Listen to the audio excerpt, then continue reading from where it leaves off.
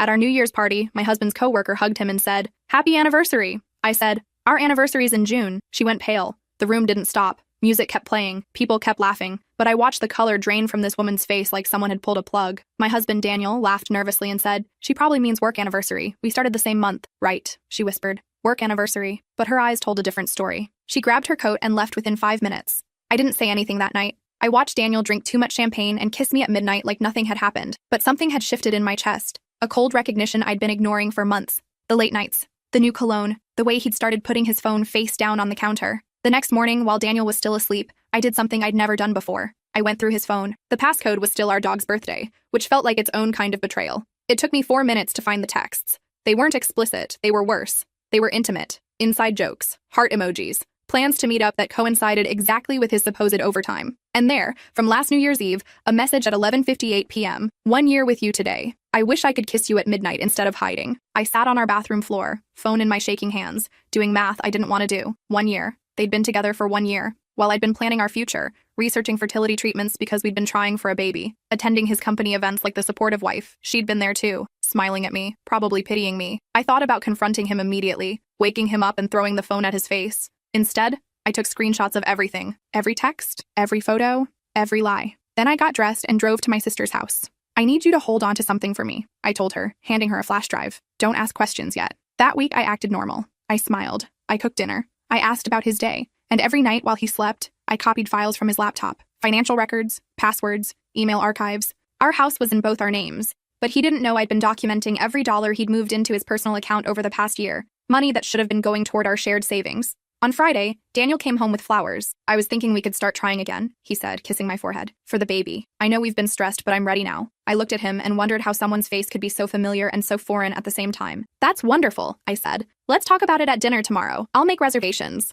What he didn't know was that I'd already made different reservations. For a consultation with the best divorce attorney in the city, for a storage unit to move my things, and for dinner tomorrow at his favorite restaurant where his parents, my parents, and his boss would all be joining us. I'd spent the week calling in favors. His boss, it turned out, had very strict policies about workplace relationships, especially ones where one party was married, the kind of policies that came with immediate termination clauses and forfeited stock options. My father-in-law, a deacon at their church, had even stricter policies about infidelity, the kind that came with disinheritance clauses in the family trust. Saturday evening arrived. Daniel, dressed in his best suit, confused about why our intimate dinner had become a family affair, but too proud to object in front of his parents. Everyone ordered drinks, made small talk, laughed about New Year's resolutions. Then I stood up, cleared my throat, and said, "I'd like to make a toast." I pulled out my phone, connected it to the restaurant speaker system for private party rooms, and pressed play. The first voice was Daniel's. "I can't keep doing this. I hate lying to her." Then her voice, the coworker. "Just a few more months. Once you get your bonus, we can be together." More messages played, date stamps, hotel receipts,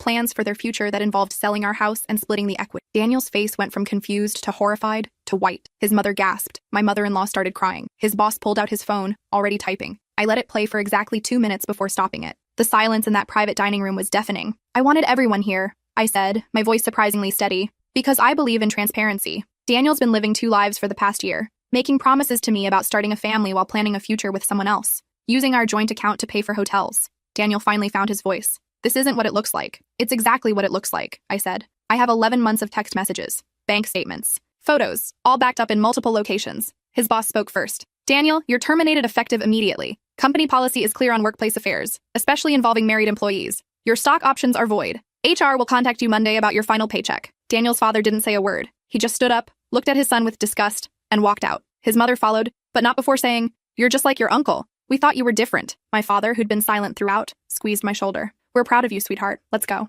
As everyone filed out, Daniel grabbed my arm. "Wait, can we please talk about this privately?" I pulled away. "I'll have my attorney contact you. You have until Thursday to move out. Everything else will be handled through lawyers." "Where am I supposed to go?" he asked, and I almost laughed at the audacity. "Maybe ask your coworker if she has room." I walked out of that restaurant feeling lighter than I had in months. My sister had already moved my things to her guest room that afternoon. By Monday morning, I'd filed for divorce citing adultery, which in our state meant the marital assets wouldn't be split equally. Daniel would get nothing from the house I'd bought before we married, nothing from my inheritance, nothing but the debt he'd accumulated trying to maintain 2 relationships. The first few weeks were hard. I'd wake up reaching for someone who wasn't there, then remember why. But I kept busy. My attorney was ruthless, and Daniels was working pro bono because he couldn't afford one after losing his job. His coworker, it turned out, had dumped him the day he was fired. Apparently, their love wasn't strong enough to survive him being broke. My divorce took 6 months to finalize. Daniel contested everything, but the evidence was overwhelming. The judge awarded me full ownership of the house, my separate property, and ordered Daniel to pay for my legal fees. He walked away with his car, his clothes,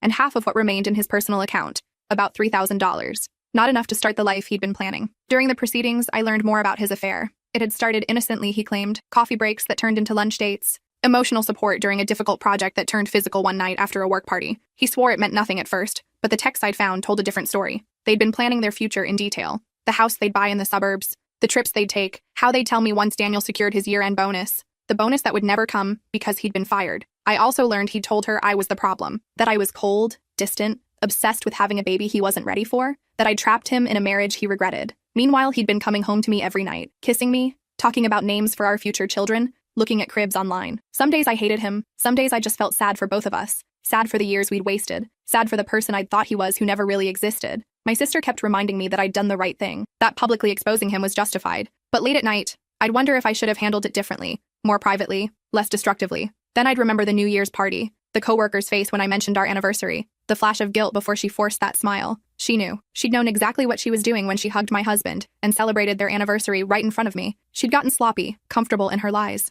And that mistake had given me my freedom. I was 30 when the divorce was finalized, still young enough to start over, but old enough to feel the weight of those lost years. I'd spent my 20s building a life with Daniel. Now I had to figure out who I was without him. I started therapy immediately, joined a divorce support group where I heard stories that made mine seem almost mild. There was the woman whose husband had a second family in another state, the man whose wife had been stealing from his business account for years. The betrayals came in endless variations, but the hurt was universal. My therapist asked me once if I regretted how I'd handled it, the public exposure, the calculated revenge. No, I said honestly. He made me look like a fool for a year. I was just returning the favor. Do you think that helped you heal? She asked. I thought about it. It helped me feel like I had control. Like I wasn't just the victim in someone else's story, she nodded. And now, do you still need that control? I realized I didn't. The anger had faded, leaving behind something more complicated. Not forgiveness exactly, but acceptance. Daniel had made his we'd both have to live with a year after divorce, too many memories, too many I moved to a smaller. The fresh start felt necessary, like shedding old skin. I started dating again when I was 31. Nothing serious at first, just coffee dates and casual dinner. I was rusty at it,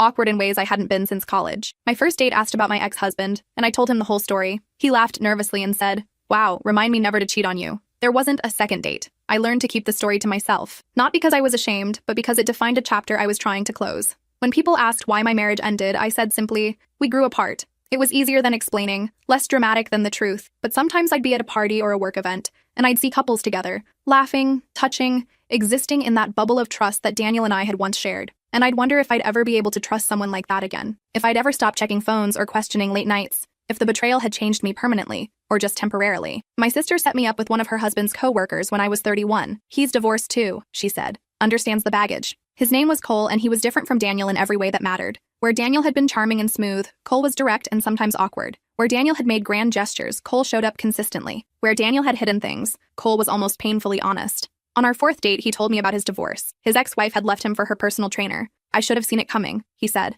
But I was too busy working, too trusting. I thought we were solid. How long did it take you to trust someone again? I asked. I'll let you know when I get there, he said with a sad smile. We dated for 8 months before he met my family, before I gave him a key to my apartment, before I let myself imagine a future that included him. It was slower than my relationship with Daniel had been, more careful, but it felt more real because of it. One night, we were having dinner at my place when his phone buzzed. He glanced at it and grimaced. Sorry, work emergency. I need to step out for a call. I felt my stomach drop, the familiar panic, the old fear. He must have seen it on my face because he stopped. Hey, you can check my phone if you need to. I'm serious. The passcode is 0814. I don't need to check your phone, I said, even though part of me wanted to. But you're scared, he said gently. And that's okay. What he did to you doesn't just go away. He handed me his phone and went outside to take his call. I sat there holding it, staring at the screen. I could unlock it, read his messages, confirm he was telling the truth or discover he wasn't. Instead, I set it down on the table and waited for him to come back. When he did, I said, I didn't look. I know, he said. You put it screen down, just like you always do with yours. It was such a small gesture, but it meant everything. We were both trying to trust again, both learning to believe that not everyone would betray us. Qley and I got engaged when I was 32. Nothing dramatic, just a quiet proposal at home over takeout. I know you've been through hell, he said, and I know you're still healing, but I want to be here for all of it. The good parts and the hard parts. I cried when I said yes, not because I was deliriously happy like I'd been when Daniel proposed, but because I felt safe, and safety, I'd learned, was more valuable than passion. We planned a small wedding, just close family and friends, no elaborate party, no dramatic speeches. My sister was my maid of honor. Qley's brother was his best man. We wrote our own vows that focused on honesty, respect, and showing up for each other. The night before the wedding, my mom asked if I was nervous. Terrified, I admitted. Because of what happened before, she asked. Because I'm trusting someone again, I said. And I know how badly that can go. Mom squeezed my hand. Daniel taught you what to watch out for, what you won't tolerate. That's not a bad thing, but don't let him steal your ability to be happy again. She was right. I'd spent years protecting myself, building walls, staying hypervigilant. But Cole had been patient, had earned my trust slowly, had shown me that not all men were Daniel. We got married on a Saturday in April when I was 33. During the ceremony, as Cole and I exchanged rings, I saw Daniel's face in my mind. Not with anger anymore, but with gratitude, because his betrayal had freed me, had shown me that I was strong enough to start over, had led me to someone who actually deserved my trust. After the wedding, during the reception, my sister pulled me aside. Can I tell you something I probably should have told you years ago? What? I asked, immediately concerned. When you showed up at my house that morning after the New Year's party, I already knew, she said. I'd seen them together, at a restaurant downtown. I was having lunch with a client, and they were in the corner booth, very cozy. My stomach dropped. Why didn't you tell me? Because I wasn't sure, she said. I convinced myself maybe they were just work friends. And I didn't want to blow up your life if I was wrong, but I should have said something, should have given you a chance to find out sooner. I hugged her. You were trying to protect me. I understand. Are you mad? She asked. No, I said honestly, because I found out when I was ready to deal with it. If you'd told me earlier, I might have given him another chance, might have believed his excuses. She looked relieved. I'm glad you found Cole. He's nothing like Daniel. That's exactly why I married him, I said. Cole and I settled into married life easily. We'd learned from our first marriages what not to do. We communicated obsessively, sometimes to the point of being annoying. We divided responsibilities fairly. We kept some finances separate and some combined. We went to couples therapy proactively before problems became crises, and slowly, over time, I stopped checking his phone, stopped assuming every late night at work was a lie, stopped comparing him to Daniel and waiting for him to disappoint me. We had twin boys when I was 34. The pregnancy was unexpected but wanted. Cole was over the moon. During the delivery, he held my hand and cried when they were born. We made them, he kept saying. We made them together. Those early years with newborns were exhausting, but Cole was present in ways Daniel had only talked about being. He got up for midnight feedings without being asked, changed diapers without complaining, rocked crying babies back to sleep, and then climbed back into bed beside me, exhausted but there. One night, watching him with our sons, I realized I'd stopped comparing him to Daniel altogether. He'd become his own person in my mind. Not the redemption arc after a villain, just himself, just Cole. When the twins started kindergarten, I was 39. Watching them walk into that classroom for the first time, I thought about how different my life looked from what I'd imagined at that New Year's party years ago. Different husband, different children, different everything, but better. So much better. My mom died when I was 41, and the twins were 7. Cancer, sudden and aggressive. In her final weeks, she told me she was proud of how I'd handled my divorce. You didn't let him define you, she said. You defined yourself. I learned that from you, I said. From watching you survive Dad's gambling addiction. From watching you choose to leave when he wouldn't get help. She smiled weakly. We're both survivors. That's the gift we pass down. After Mom died, I found her journal. Years of entries documenting her marriage to my father, her decision to leave, her fears about raising my sister and me alone. And there, in an entry from right after my divorce, she wrote, I watched my daughter destroy her life to save herself today. It was the most painful and powerful thing I've ever seen. She's stronger than I ever was. Reading those words, I cried for the first time since her funeral, because she'd seen it, had understood what that dinner had cost me, had known that walking away from Daniel meant walking away from the life I'd built, the future I'd planned, the person I'd been. But she'd also seen that I'd survived it, had rebuilt, had found something better. The twins grew up hearing stories about their grandmother, about her strength, her resilience, her refusal to accept less than she deserved. I hoped they'd remember those lessons, hoped they'd apply them to their own lives when they inevitably faced betrayals and disappointments. When the twins were 9, they came home from school with questions about divorce. One of their classmates' parents was separating, and it had sparked a conversation. Why do people get divorced? One of my sons asked. Cole and I exchanged glances. We'd known this conversation would come eventually. Sometimes, I said carefully, people make promises they can't keep, or they change into different people than who they were when they got married. And sometimes it's healthier to separate than to stay together. Like you and your first husband? My other son asked. I was surprised. We'd mentioned our previous marriages only briefly years ago. How did you know about that? Grandma told us, he said, before she died. She said you were really brave. I felt tears prick my eyes. What else did she tell you? That you chose yourself when someone treated you badly. And that's what we should do too if someone treats us badly. I looked at Cole, who was smiling. Grandma was right, he said. Your mom made the hard choice, and you did too. That's what made it possible for us to be a family. The twins seemed satisfied with that answer. They ran off to play, leaving Cole and me in the kitchen. Thank you, I said. For what? He asked. For being the kind of person who makes this conversation easy. For being someone I can point to and say, this is what real love looks like. He kissed my forehead. We're both second-chance people. We don't take this for granted. That was the truth. Neither of us assumed our marriage would last just because we'd said vows. We worked at it daily, checked in with each other, addressed problems before they festered, celebrated small victories and weathered small disappointments together. We'd both learned the hard way that marriage wasn't automatic, wasn't guaranteed, required constant effort and honesty and choice. It took almost 5 years from the New Year's party where everything fell apart to the point where I felt like I'd really moved on. 5 years of therapy, of healing, of learning to trust again. 5 years of understanding that what Daniel did wasn't about me, that his betrayal wasn't something I caused or deserved. I thought about his coworker sometimes, wondered if she found someone else, if she felt guilty about her role in destroying my marriage, if she'd learned anything from what happened. But mostly, I didn't think about either of them anymore. They were just characters in a story about my past, a painful chapter that led to better ones. Years passed. The twins grew into teenagers. When they were 16, one of my sons came home crying because his girlfriend had cheated on him. I held him and let him cry. "How did you get over it?" he asked eventually. "When your first husband cheated?" I thought about lying, about saying time heals all wounds or some other platitude, but he deserved the truth. I got angry, I said. Really, really angry. And I used that anger to take control of the situation, to make sure he couldn't hurt me anymore. "Did it help?" he asked. "At the time, yes," I said. "It made me feel powerful instead of victimized. But long term, what helped was therapy, time, and meeting your dad. Meeting someone who showed me that not everyone lies. Not everyone betrays trust." "Do you think I'll find someone like that?" he asked. "I think you'll find lots of people," I said. "Some will disappoint you. Some will surprise you. And eventually, you'll find someone who chooses you every day, the way Dad and I choose each other." He nodded, wiping his eyes. "I'm glad you left your first husband. Otherwise, we wouldn't exist." It was such a simple statement, but it hit me hard. He was right. My sons wouldn't exist if I'd stayed with Daniel. This entire life I'd built wouldn't exist. Every painful moment had led me here, to this conversation with my teenage son, helping him through his first heartbreak. The universe had a twisted sense of humor. Daniel's coworkers' slip-up at a party had set in motion a chain of events that led to my sons being born, to Qley and I finding each other, to this whole beautiful, messy, complicated life. When the twins graduated high school, I was 52. We threw a party at our house. Family, friends, their classmates. Everyone gathered to celebrate. As I watched my sons laughing with their friends, I felt a tap on my shoulder. I turned to find my sister, holding a glass of wine. "Can you believe we're here?" she asked, "with kids graduating high school?" "No," I admitted. "Sometimes I still feel like that terrified woman on your doorstep with a flash drive." "You're not her anymore," my sister said. "You're so much stronger now." "I was strong then too," I said. "I just didn't know it yet." She raised her glass. "To strength we don't know we have until we need it." I clinked my glass against hers. "And to sisters who give you a place to stay when your world falls apart." Later that night, after everyone had gone home and the twins had gone to bed, Qley and I sat on our back porch. The summer air was warm, filled with the sound of crickets and distant traffic. "They're going to college in the fall," Qley said quietly. "The house is going to feel empty." "We'll adjust," I said, "like we always do." He squeezed my hand. "I'm glad I get to adjust with you." We sat in comfortable silence, and I thought about how far I'd come from that New Year's party, how many versions of myself I'd been since then, the devastated wife, the vengeful ex,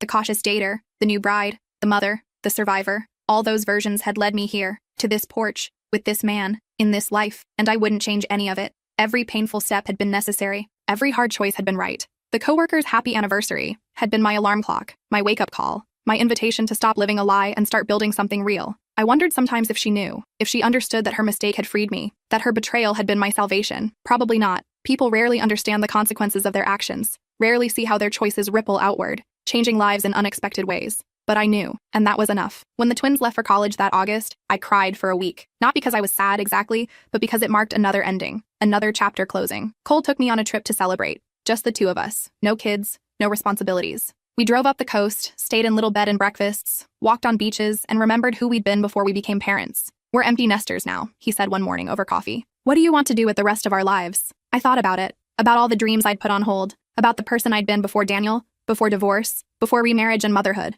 "I want to go back to school," I said. "Finish my degree, maybe become a counselor, help other people going through divorce." Qley smiled. "I think that's perfect. You'd be amazing at that." So at 53 years old, I enrolled in classes, sat in lectures with students half my age, wrote papers about trauma and resilience and healing, drew on my own experiences to understand the psychology of betrayal and recovery. My professors were impressed by my insights. My classmates asked me for advice, and slowly I began to see my past not as something to overcome, but as something to use. A resource, a strength. I graduated 2 years later with a degree in counseling psychology, started an internship at a family therapy center, worked with couples on the brink of divorce, individuals recovering from betrayal, families trying to rebuild trust, and every time someone sat in my office crying about a cheating spouse or a broken promise, I'd think about that New Year's party, about the moment my world shifted, about how I'd survived and what I'd learned. "It gets better," I'd tell them. Not immediately, not easily, but if you make the hard choices and do the work, it gets better. Some believed me, some didn't. But I kept saying it anyway, because it was true, because I was living proof. One day, a new client walked into my office.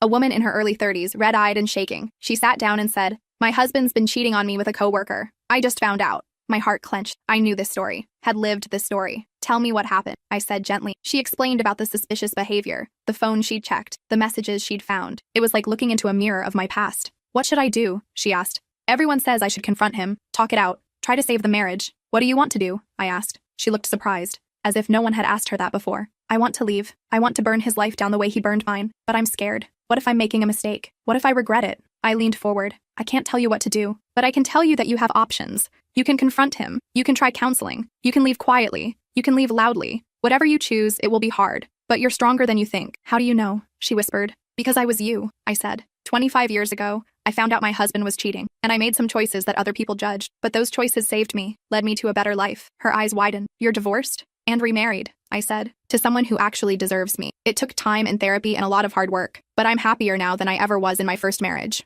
She started crying harder. I'm so scared of starting over. Starting over is terrifying, I agreed. But staying in a relationship where you're being lied to is worse. Trust me, I tried both. We talked for the full hour. I shared my story, carefully and professionally. Told her about the New Year's party, the restaurant confrontation, the divorce, the healing. I watched her face change as she realized she wasn't alone, that someone understood. At the end of our session, she said, "Thank you for being honest, for not judging me." There's nothing to judge, I said. You're dealing with an impossible situation. Whatever you decide, you're not wrong. She came back the next week, and the week after. Over the next few months, I watched her make the same journey I had, gathering evidence, consulting lawyers, building her exit plan, and finally, confronting her husband and walking away. It wasn't identical to my story. She handled it more privately, less dramatically. But she handled it, made the hard choice, chose herself. A year later, she sent me a card. Thank you for showing me it was possible to survive. I'm happy now. Really happy. I kept that card in my desk drawer, looked at it on hard days, reminded myself that my pain had purpose, that my story could help others.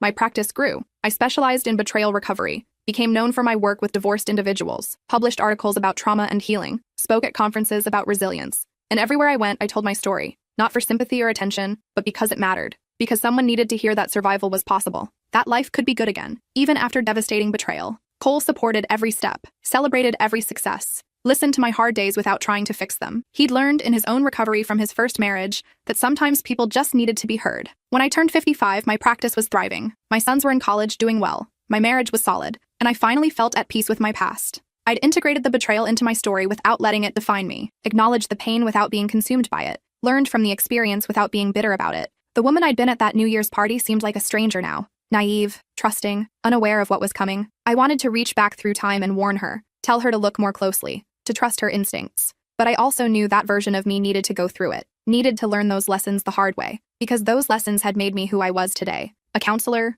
a healer, a survivor, a woman who helped others through their darkest moments because I'd been through my own. I thought about Daniel sometimes, heard through mutual acquaintances that he'd eventually moved to another city, started over with a new job, new life. I hoped he'd learned something from what happened, hoped he'd become better, more honest. But honestly, I didn't care that much either way. He was someone else's problem now, someone else's story. My story had moved on, had become about building something real with someone who showed up, who kept his promises, who loved me not despite my walls and scars, but with patience for them. Cole threw me a surprise party for my 55th birthday. As I looked around at all the people I loved, my sons home from college, my sister, my friends, my colleagues, I realized Daniel wasn't among them. He'd been completely erased from my life, no longer part of my present or my future, just a character in a story about my past. And that felt right. He'd played his role, taught me hard lessons, pushed me toward better choices. But he didn't deserve a place in this life I'd built. This life belonged to the people who'd shown up, who'd stayed, who'd chosen me every single day. Cole caught my eye across the room and smiled. After more than 22 years of marriage, he still looked at me like I was the best thing that ever happened to him. And I looked at him the same way, because he was. He was the reward for surviving. The proof that making hard choices led to good outcomes.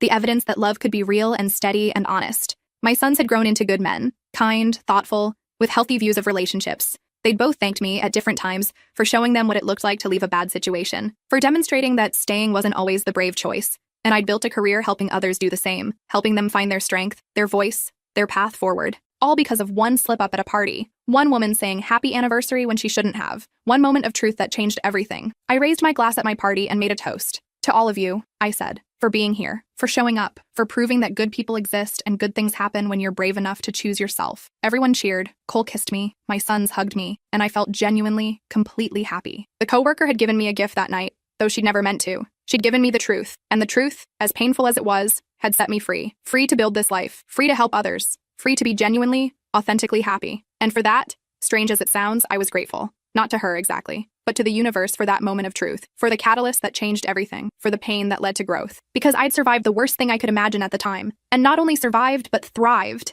built something better than I'd lost. became someone stronger than I'd been. That was worth celebrating, worth honoring, worth sharing with others who were where I'd been, devastated, betrayed, unsure if they'd ever be okay again. They would be okay. I knew because I was okay. More than okay. I was happy. I was whole. I was free. And it all started with 5 words at a New Year's party. Happy anniversary. On my 56th birthday, one of my sons called me from college. Mom, he said, I've been thinking about what you went through with your first marriage, and I just wanted to say thank you. For what? I asked. For showing me what strength looks like, for not staying in something that was hurting you, for teaching me that it's okay to start over. I felt tears in my eyes. You're welcome, sweetheart. I hope you never need those lessons, but if you do, you'll know what to do. I will, he said, because I learned from the best. After we hung up, I sat with Cole on the couch, his arm around my shoulder. Our kids turned out pretty good, he said. They did, despite everything we went through. Maybe because of it, Cole said. We taught them that happiness worth fighting, that love should be honest, that you don't stay in situations that... He was right. Our first marriages had taught us what we wouldn't accept, and our second marriage was proof that we'd learned those lessons. I thought about the New Year's party one more time, about standing in that room, hearing those words,